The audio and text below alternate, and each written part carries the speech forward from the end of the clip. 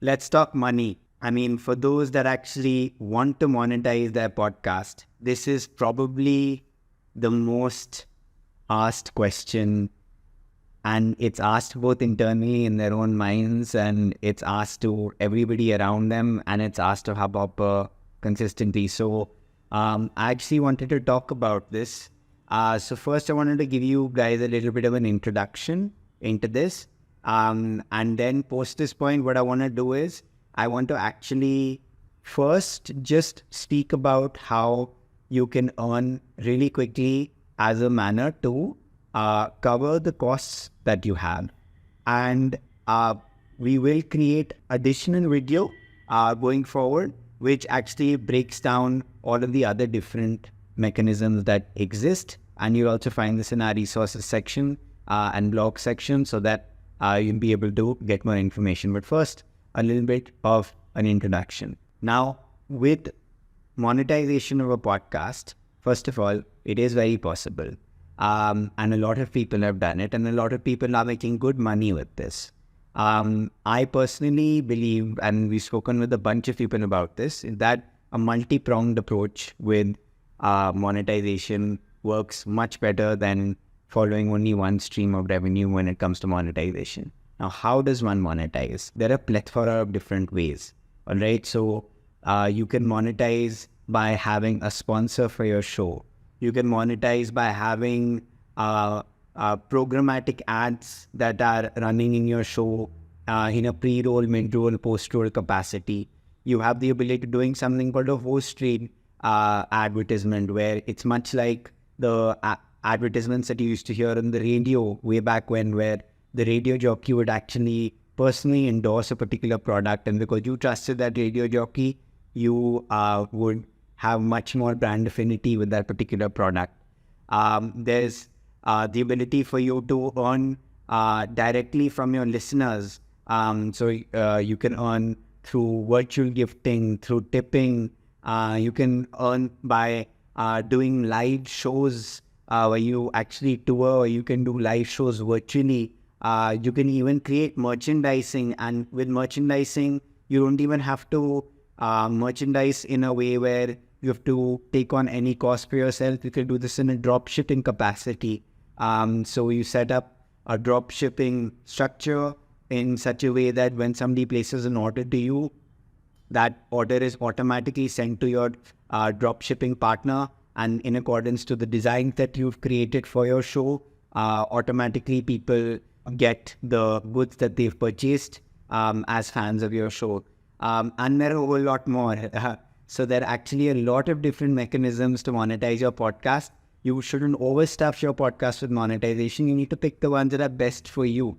So certain things would work very well for certain podcasts, and certain things will work very well for certain other podcasts. Like, I'll give you an example. If you have a show about pop culture, normally merchandising can be a really good thing to have as a monetization avenue for you. But if you are creating a show which is focused around news and financial news, monetizing through merchandising may not be your best bet. So you know this best. You know what intuitively feels most right to you as a monetization methodology in your gut. And we will discuss a lot of these in detail in upcoming videos. And you can already find this information in our blog section. But what I want to cover right now is actually how can you take the money that you're already spending on your podcast, whether that's the hosting fees that you have on Hubhopper, or whether that's if you're giving out your podcast for editing to a third party, all of those different costs that you have associated with your podcast currently.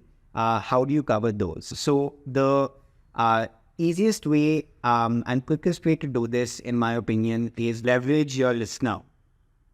And the way to do that is actually rather simple. There are just two ways to actually do this in order to start to cover your costs. So the first one is by taking patronage from your listener. And you can do this in two ways. There's the easy way, and then there's the slightly more complex way. And I'll explain the benefits of both. So the easy way is within Hubhopper itself, monetization section, you can toggle on taking in patronage or taking in virtual gifts.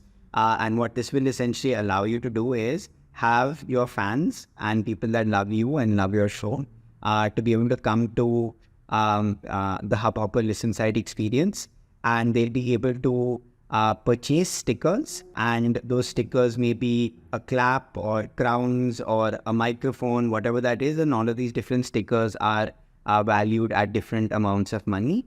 And once they essentially do this and they purchase those virtual stickers, those virtual stickers are sent to you, and that's the simplest format of you being able to generate patronage from your listeners. So you earn that money as a consequence of your listeners coming and basically purchasing stickers for you, and that money is essentially then comes and falls into your Hubhopper dashboard itself. Now the second one is that there are some podcasters who believe that that's a little too simplistic because there's no to and fro here, because what am I giving to the people that are going to be paying me? What am I giving to the people that are my patrons? That's different from my other listeners. Why should they do this? In that scenario, what I would suggest is setting up a Patreon account. Patreon is the world's largest platform for patronage, and they're doing a phenomenal job. And I'll tell you exactly what you need to do here. So you go and set up a free account. Once you set up a free account, create one tier. And that tier can be a $2 a month tier, or $3 a month tier, whatever you think is fair. And whomsoever purchases that tier out of your listeners, you're going to offer them two things. So the first thing that you're going to offer them is that you will thank them and basically mention them in the course of your episode. So this is a really good thing that you can then add in your pre-roll or mid-roll.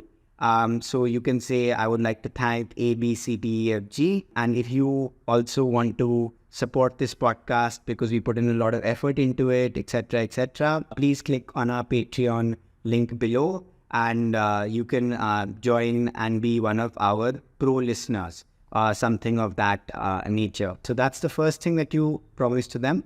And the second thing that you promise to them is just as easy. It doesn't cost you anything. Is anytime you're going to have a live session, whether that's on Discord or whether that's on Facebook or on Instagram, you will invite them for it.